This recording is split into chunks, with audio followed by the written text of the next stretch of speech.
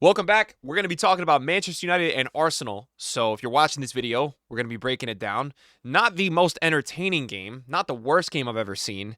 New season, same Arsenal. Let's be honest. I think there's positives and negatives to both sides of this game for both teams. I want to say a quick shout out to Man City. I've been sleeping on Man City. Man City played incredible football yesterday. If I could go back, I would say Haaland Golden Boot. I know it's only week one, but he's probably going to win the Golden Boot this season. Maybe I overrated Chelsea. Look, let's see how Chelsea looks next week because Palace is a very good side. They're very good. So I know they had a 0-0, and they did get a bit fortunate today with the way some of the calls went, especially that Eze goal got ruled off. That is another conversation. I think we made our prediction. We had Liverpool, Chelsea, Arsenal, City. If I could redo it, I'd probably have Liverpool and City, I think, are going to be the ones going for it. I actually, I had this instinctual feeling why I put Chelsea second, that I felt like Arsenal was not going to make strides forward this season, which I'm not being a hater, but I watched this game today, and I think, okay, well, at least I think I got that right. Now, it is really early, and the Arsenal fans are going to be in the comments saying, look, we've seen Arsenal fans that said, hey, if you were away at United, would you take a point? And they were saying, yeah, I saw it on Twitter, and they got to win today. They got to win today. They had 39% possession. They scored off a corner, which, look, Arsenal at this point are becoming one of the greatest defensive and set-piece teams we've ever seen. It's not an insult. It's just a fact.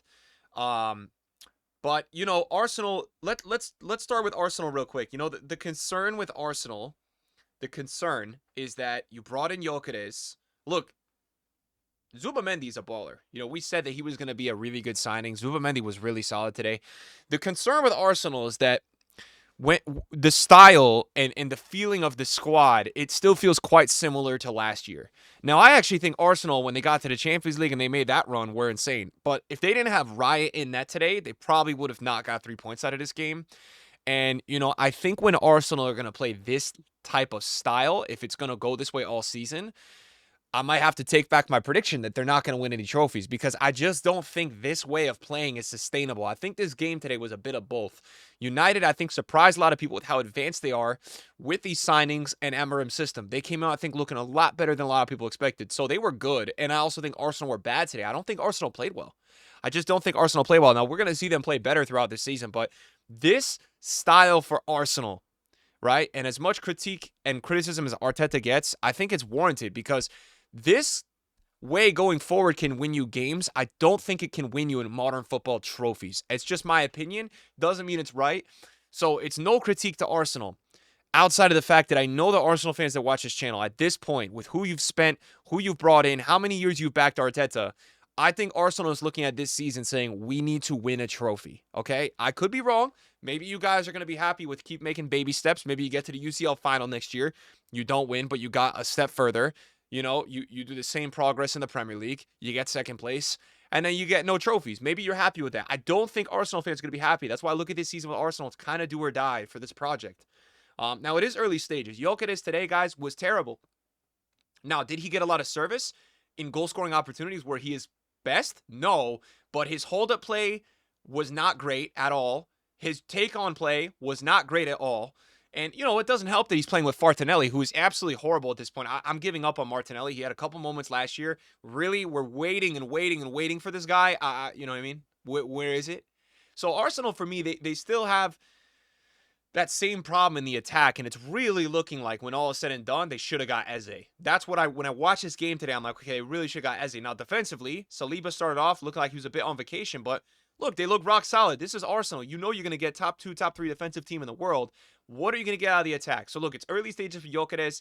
He already scored in preseason. I wouldn't get too hard on him. He didn't play a good game today. Odegaard finishes with an 8.0. I still want to see more out of Odegaard, guys. I do. I think for everything that is said about him, I want to see more. Saka, not his best game. Martinelli, if I speak.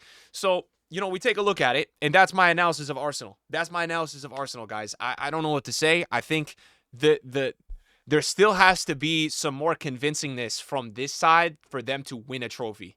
Now, you get 3 points today. It's an amazing result. I'm not hating on you because you go away to Trafford and you get the win. That's a massive result, especially because this is an improved United, a United that I'm predicting gets 6th place this year. This is a very good win. Potentially, in my predictions, a win against the top 6 team, right? So it's a good win. Look, celebrate it. Cherish David Raya because he's an incredible keeper. He had the most clean sheets in the league last year. Looks like he's going to go for it again this year. We got to figure out with due time, are we going to see this link up between Odegaard, Gyökeres, Saka? Is it going to start working up there? I don't know. I'm not going to be too harsh on Gyökeres. It was not a good game for him. Don't think any of the attackers up there played any better. Their one goal comes off a set piece, which they're just absolutely incredible at. Now let's talk about Manchester United. They go out in the 3-4-2-1 today, the Amorim system, and we're starting to see it. My main critique of United today is this. They start the game low-key playing with like 3 10s.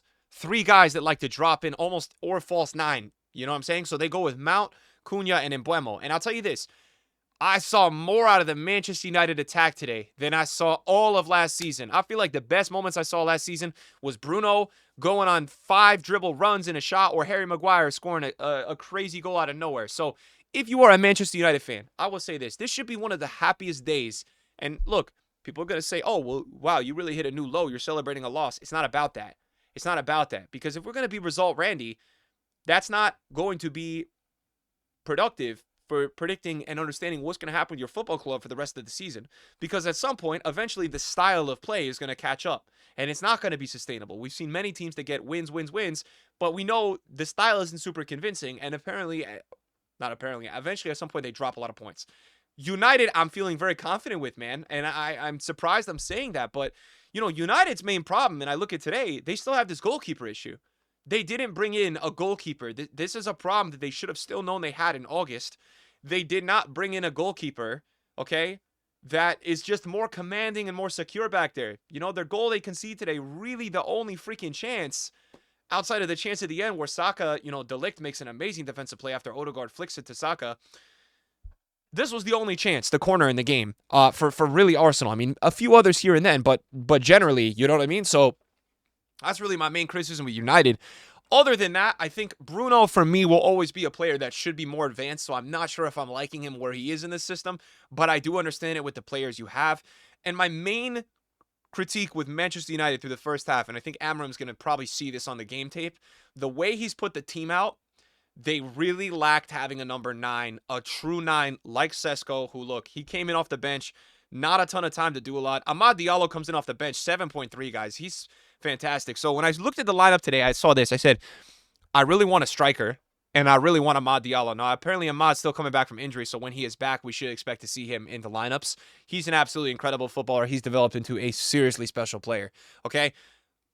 Generally for United today, though, positive watching the attack, positive watching Mason Mount, always finding Mbeumo on that right side, positive seeing Cunha. I mean, I said this, guys, when United spent 225 mil on Sesko, Cunha, and Mbeumo, for United standards over the years, the fans have trauma because the players go there, they sign there, and they don't play well.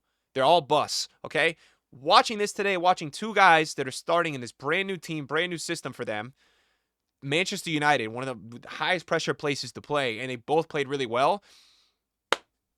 I think it's optimistic going forward, guys. You watch debuts like that, especially, and Mbeumo and Cunha, man, they just look so comfortable out there, and they're going to find their way together.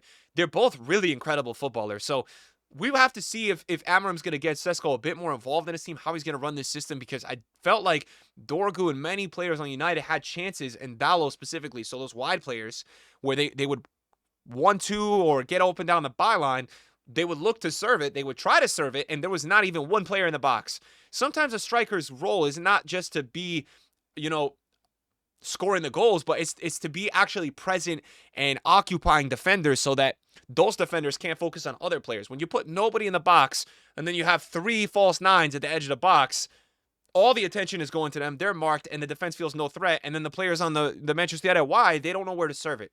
We saw Dalot, we saw Dorgu multiple times look up and down like, yo, where the hell is the player in the box? So Sesko, to me, for this system, looks like he will be a very effective player. Let's see what happens. They still have Xerxes. Amorim has told Højlund that he's done. So Højlund is going to get transferred.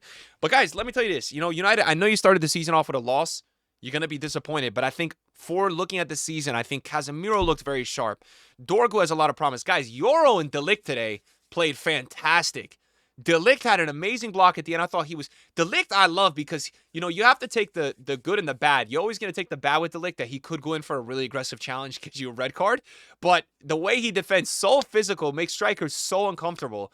I felt like Gyökeres today just really, he couldn't get in any type of rhythm because he was just getting bodied. And Euro is special. I expect Euro this season to develop into a undoubtedly top 5 Premier League center back. So I think United has to address their goalkeeper issue, and Arsenal still have to address the flow of their attack issue, man. I mean, I know they're bringing in new players. Zubamendi looked really solid, but I still want to see more. And I'm not just saying it's Gyökeres. I want to see Odegaard and Saka. People hype these two up as top in their position in the league. And I watched today, and I'm like, it's not anything special. So this is a big game. We have to see those two play better. Arsenal's defense is not going to be able to carry them alone to a trophy. It's just not. It's not, and it's such a luxury for these attackers because their defense is so freaking good, man, and the goalkeeper too. So Arsenal, they got to sort that out. I was not impressed today at all by Arsenal. And then, United, I think I was a little surprised. I know it's a bit of a loser mentality that they lost the game, and I'm crediting them. But I think there's actual excitement if you're a Manchester United fan looking forward to this season. Like, you're going to be able to turn on the TV and watch your team actually know what they're doing and try to attack. Like, you look at last season and when they tried to attack, and they're playing like Højlund, or all these years where respect to McTominay, respect to Bruno, they're playing out of position at the 9. Like, there's always just anxiety with United in the recent few years. Like, what are we going to do in the attack? Where is it going to happen? And you can start to see the Amorim system, it's working. You can start to see players like how special Mbeumo and Cunha are. I loved Mbeumo today. I just love, like, I know he didn't create all that much, but like, I love his ability to get open on the wing, take on players. There's a certain confidence about him. Same with Cunha. So let's see what United can give us this season. I don't think United's going to win anything. I don't think they're going to get top 4, but look, it's better than what they did last year. I mean, 15th place. I definitely think United is undoubtedly going to be in the top 9, top 8 this year. So it's positive steps for United. I think Arsenal still have to show us a lot more, because after the first match week, I'm looking at it and I'm like, who's the most convincing team? Man City, Liverpool, I think was convincing enough just to know that they're going to be able to put in the goals. But, some team that really surprised me was Spurs. Like, Spurs are cooking. They got Kudus, who looks insane. Richarlison scored 2 crazy goals. Solid defense. I mean, they just played really close with PSG. They are probably going to get Eze now. So, like, Spurs, for me, are a team that we have to watch out for to be a little sneaky. And it's cool because United and Spurs, they were horrible last year, right? Both of them were horrible. I don't want to hear about the Europa League crap, man. I'm talking about Premier League. Like, they were terrible for their standards of their clubs. So, my takeaways from this game, I don't think Arsenal is sustainable in this style to win a trophy. I don't think they're going to win the Premier League playing like this. Is this side 100% possible of winning the Premier League? Absolutely. Bro, absolutely. Look at the talent in this team. But we need to see more. And, we need to see out of Gyökeres him having a really good game.